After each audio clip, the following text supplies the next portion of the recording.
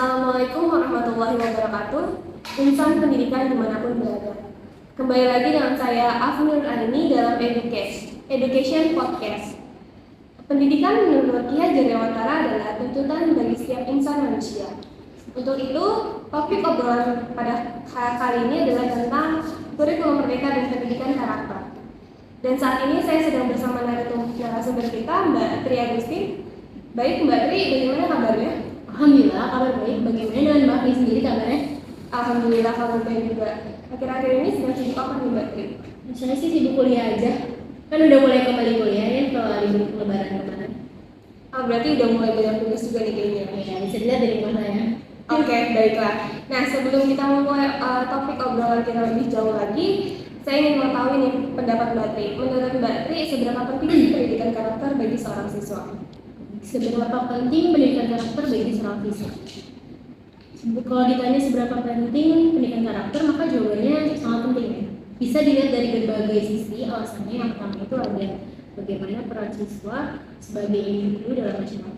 Ketika anak terjun ke masyarakat untuk melakukan proses sosialisasi, jadi pendidikan karakter ini menjadi bekal untuk anak melancarkan proses sosialisasi tersebut. Lalu yang kedua itu bagaimana peran anak dalam proyek kerjasama. Ketika anak turun ke masyarakat, maka anak akan merencanakan sesuatu atau mengolah sesuatu, membuat proyek. Nah, pendidikan karakter ini dikuatkan supaya anak siap untuk menghadapi berbagai keadaan yang ada di lapangan. Lalu yang terakhir itu dengan peran anak sebagai individu yang bertanggung jawab. Anak tumbuh diharapkan sebagai pribadi yang bertanggung jawab terhadap perbuatan, lisan, dan karya-karyanya yang dibuat olehnya itu menjadi tanggung jawab anak sebagai individu dan ciptaan Tuhan. Jadi itu dia alasan mengapa pendidikan karakter itu penting bagi seorang siswa. Oke, baik. Berarti saat ini dengan apa yang telah dikemukakan Mbak Tri, bahwasanya pendidikan karakter sangat penting bagi seorang siswa. Dimana tadi ada 3 poin utama. Yang pertama, peran siswa sebagai individu dalam bagian dari masyarakat, yang kemudian melalui proyek kerjasama, dan yang terakhir adalah bagaimana siswa menjadi individu yang lebih bertanggung jawab. Nah, lalu bagaimana kaitannya pendidikan karakter dengan implementasi kurikulum merdeka yang berlaku saat ini? Karena seperti yang saya tahu bahwa kurikulum merdeka ini nantinya akan lebih membebaskan anak untuk berkreasi. Guru hanya sebagai fasilitator dalam menuntun anak untuk mengembangkan bakat serta potensi dalam pendidikan. Ini adalah pertanyaan menarik ya mengenai keterkaitan antara implementasi kurikulum merdeka dengan pendidikan karakter. Namun sebelum saya menjawab pertanyaan ini, saya akan bertanya kembali nih kepada Mbak Agni, kira-kira apa yang diharapkan Mbak Agni kepada implementasi kurikulum merdeka selain membebaskan anak untuk berkreasi? Baik, jika ditanyakan kepada saya berharap dengan adanya kurikulum merdeka yang berlaku dalam pembelajaran nantinya akan dapat memulihkan pembelajaran serta dapat memberikan kebebasan kepada anak dengan melakukan recovery atau kemudian dari yang namanya learning loss. Nah, learning loss yang di sini adalah bukan berarti sekedar kurangnya pengetahuan anak, namun pada pendidikan karakter juga. Nantinya dalam pendidikan yang utamanya adalah bagaimana membangun karakter pada diri anak. Saya sangat setuju ya dengan pendapat dari Mbak Agni. Baik, selanjutnya saya akan menjawab mengenai keterkaitan antara implementasi kurikulum merdeka dengan pendidikan karakter.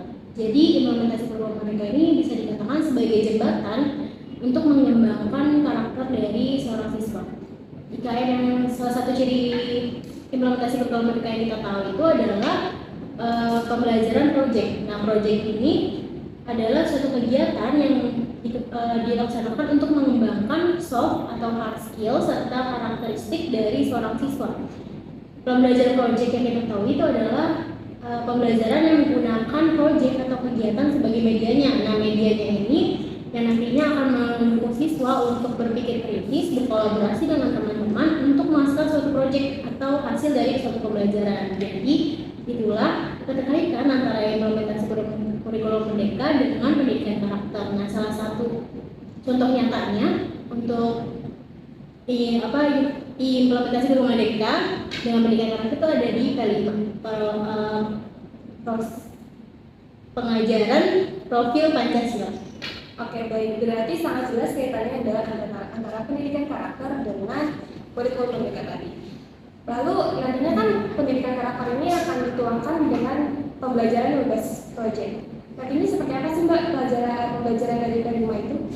Untuk penerapannya bisa melakukan pembiasaan yang mungkin dan yang nyata. Jadi pembiasaan itu dimulai dari pembiasaan yang kecil terlebih dahulu atau pembiasaan yang sederhana.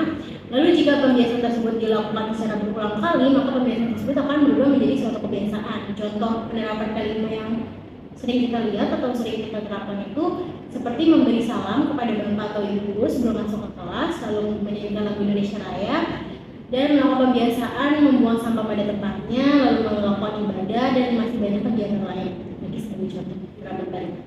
Oke, baik Mbak. Saya ingin sebenarnya topik obrolan ini lebih panjang lagi, namun waktu diolah yang memisahkan kita. Terima kasih Mbak Tri atas kehadirannya dalam podcast. Semoga kita dapat bertemu dalam topik obrolan lainnya. Oke, baiklah insan pendidikan dimanapun berada, sudah kegiatan kita hari ini. Terima kasih. Wassalamualaikum warahmatullahi wabarakatuh.